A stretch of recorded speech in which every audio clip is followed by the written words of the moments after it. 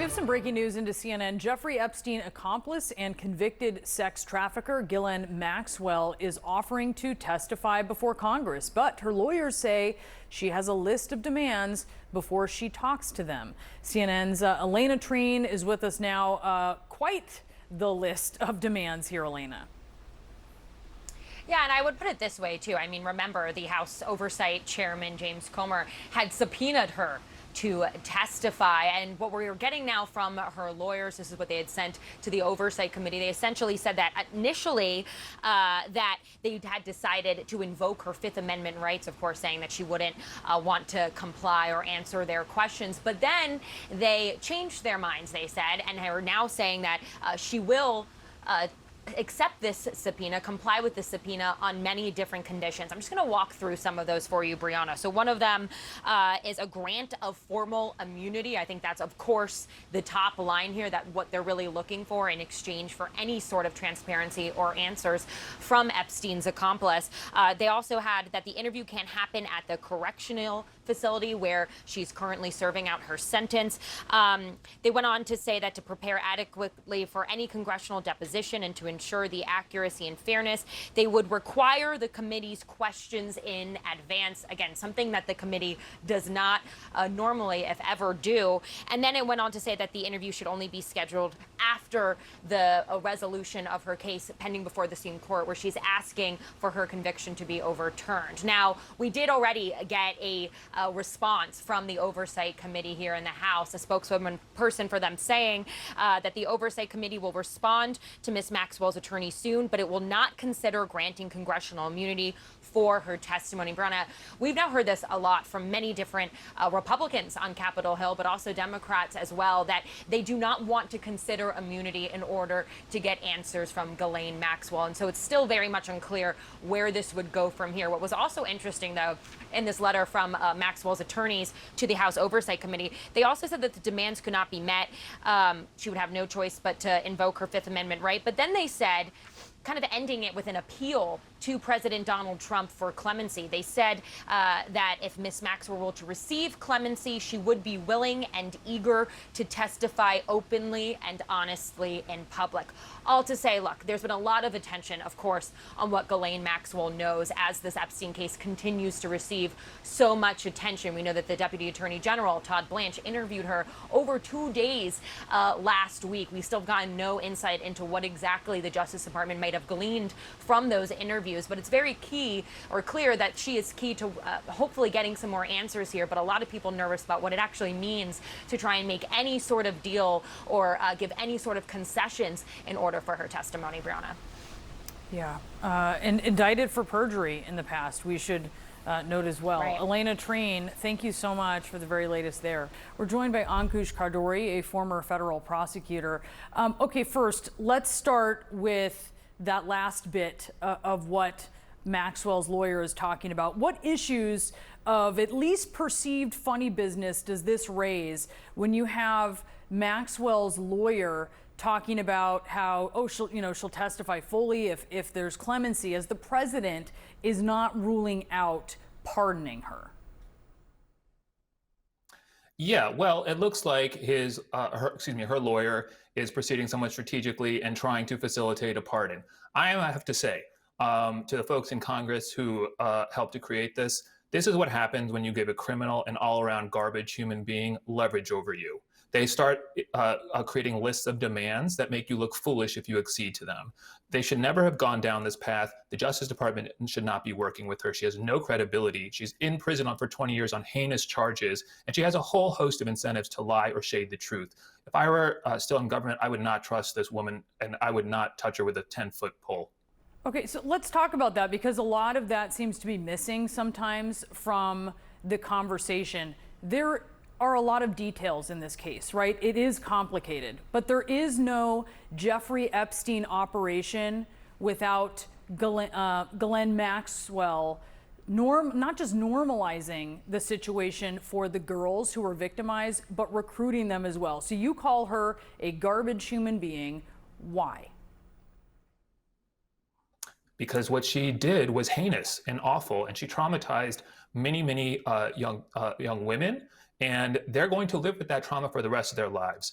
And one of the particularly offensive elements of the Justice Department entertaining this, Republicans in Congress entertaining this, is that she has victims, and those victims have to watch all of this unfold and have to watch them pretending like this woman has some credibility and potentially some information that may be valuable, despite all appearances, and despite the fact that she has never once cooperated with the government up until this time. She was charged with 2 different counts of perjury that, fortunately for her, were dropped after a sex trafficking conviction, and she contested her guilt at the trial. The government had to go to trial to prove it. She had victims of her own who are testifying there too. So the fact that her victims are being put through this now sort of re-emerging trauma on a daily basis is good enough reason to stop this in its tracks immediately. So one of these stipulations that she's making is she's been subpoenaed by Congress for, and that she would, one of the stipulations for testimony is that it would be only after the resolution of her Supreme Court petition and her forthcoming habeas petition. Let's be clear about what she's asking the Supreme Court to do. She's asking them to see it the way she wants to see it, which is that she believes she should be protected by that very controversial deal that Jeffrey Epstein brokered in 2008. How do you think the Supreme Court is going to see it?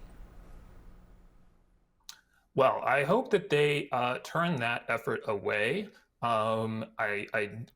This has been resolved previously by the lower courts, and she is really not an appealing figure to bend over and to provide any sort of accommodations to. It is quite striking how she has gone within a matter of weeks to being basically a pariah, and rightly so, to someone that the Justice Department and Republicans in Congress are treating like a potentially credible source of information. I am not surprised at all that she's come up with a long list of demands and that her lawyer has supplemented them. Honestly, her lawyer is probably doing the right thing, but trying to exploit the vulnerabilities of both the president and Republicans in Congress, which are vulnerabilities that are entirely political and largely, if not entirely, self-inflicted by this administration. Yeah, it is sort of a page we saw out of Epstein's book, which was when he was guilty of something, he would come up with all of the things he wanted, reject certain pleas, and try to make sure that he had the upper hand. Ankush Khardori, it's great to speak with you. Thank you so much. Thank you. Boris?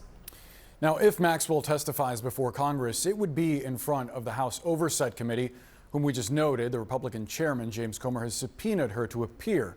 Let's discuss with a member of the Oversight Committee. Virginia Democratic Congressman Suhas Subramanian joins us now. Congressman, thanks so much for being here in person with us. On these conditions, formal immunity, getting the questions ahead of time, would you agree to those conditions? And also, given what she knows, what she might reveal, do you think other lawmakers should agree as well?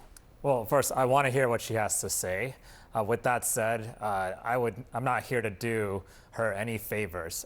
In my mind, she is still a sexual predator who aided and abetted the rape of underage women. And what she did was heinous, and I agree with what was said before, that really we need to make sure that justice is served for the victims. I think that it's important that she testify regardless, but I'm not here to do her any favors. What do you make of the concern that we just heard from a former federal prosecutor that forcing her to testify, that subpoenaing her, gives her leverage to now make these demands and sort of gives her an upper hand? You wouldn't agree with that? I don't agree it gives her an upper hand. Obviously, she's always going to make demands, but in the end, we're not here to bail her out. I'm certainly not. And so what I want to see, though, is her answer questions and answer questions truthfully. My problem, though, and something I do agree with, is that she's not a very truthful person, right? She's committed perjury multiple times, but I still want to hear what she has to say. What would you ask her?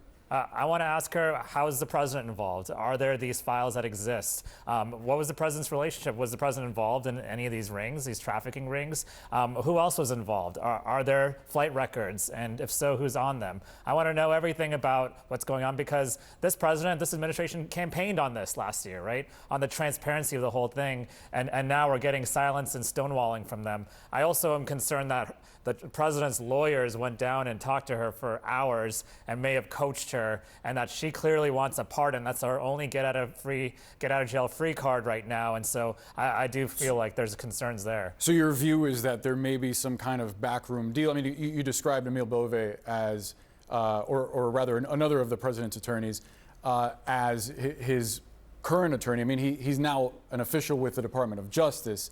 But your view is that there's some kind of backroom deal there, that they're coaching Ghislaine Maxwell? Yeah, these are lawyers who are loyal to the president. These are some of the lawyers' personal lawyers.